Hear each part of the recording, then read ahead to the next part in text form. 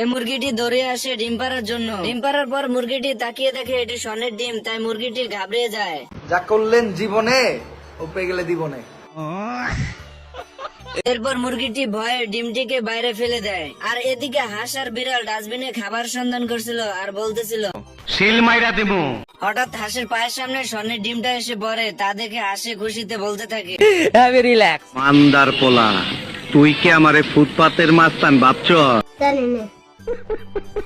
এরপর বিড়াল এসে হাঁসকে জিজ্ঞেস করে হাঁস কি পেয়েছে। হাঁস মিথ্যা কথা বলে বিড়ালের সামনে কসম কাটে। পশ্চিম মুখে ফিরা কইতেছি, যদি মিছা কথা কই তাহলে আমার উপরে ঠাড়া পড়বে।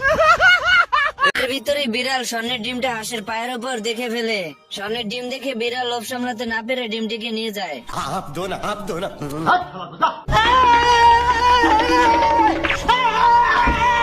আসসালামু আলাইকুম বড় ভাই। বন্ধুরা, দ্বিতীয় পার্ট দেখতে চাইলে অবশ্যই কমেন্ট বক্সে জানাবে, আর ভিডিওটি ভালো লাগলে অবশ্যই লাইক করে দিবে, কারণ আপনাদের ভালোবাসাই আমাকে ভিডিও বানাতে উৎসাহিত করে। আমার চ্যাটার বাল